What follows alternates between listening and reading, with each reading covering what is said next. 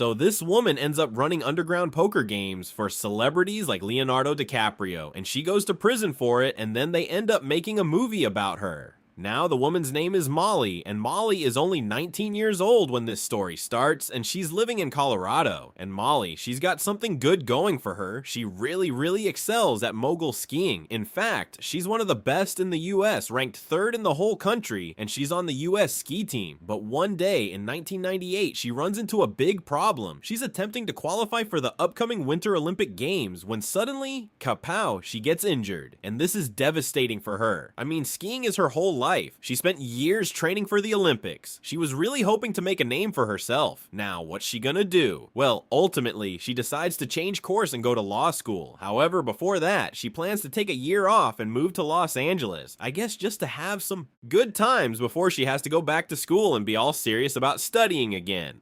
So, in 2001, she moves to Los Angeles. And she gets a job as a cocktail waitress.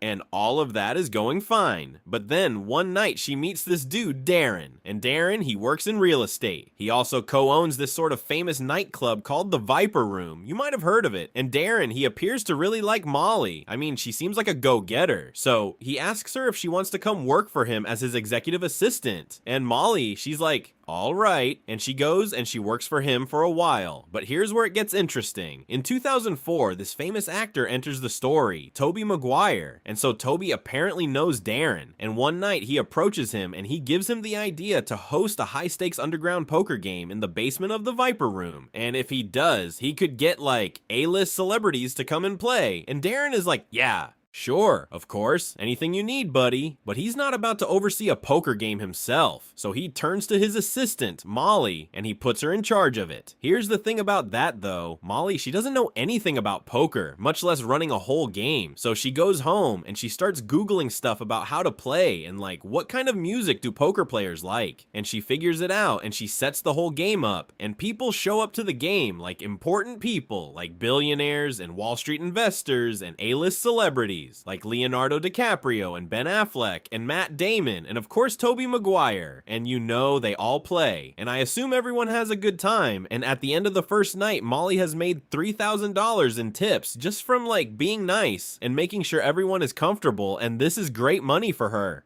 So it's at this point that she realizes this whole underground poker thing might be something big for her. Like, it might be an opportunity to get connected to all these big shot people and really make a name for herself. So she gets to work and she starts studying poker obsessively. She learns the rules and the strategies and the language, and she gets really good at all this. She also starts doing more than just being nice. Not only is she now fixing cocktails and helping players settle their accounts, but she also starts managing the player list and hiring massage girls. You know what I'm saying? So now she's in charge of all of this. And in order to get to the game, all these big players have to go through her. And this goes on for years. And the games get bigger and bigger. And the buy-ins for the games get higher and higher, which is great for Molly because, you know, it means bigger tips. So all this is going really well for her until 2007 when something unexpected happens. One night, she and her boss Darren, they get into an argument at work, and Darren, he straight up fires her. Now, that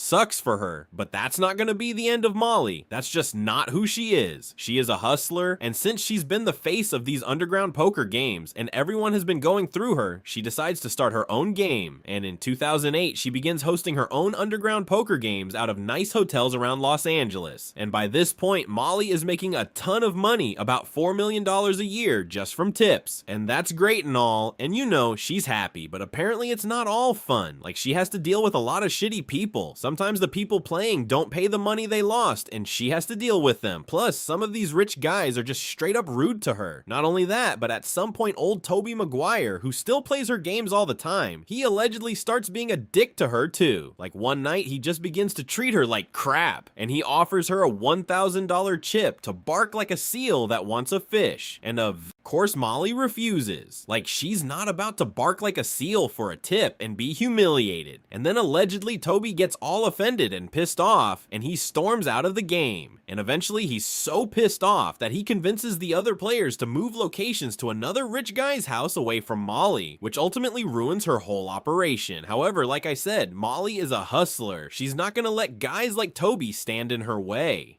So, in 2009, she moves from Los Angeles over to New York City, and there she just reboots her whole operation. She sets up new high-stakes poker games at nice hotels around the city. She starts bringing in new clientele, and she continues to make millions of dollars off of all of this. This is going really well for her, and she feels like she could do this job forever.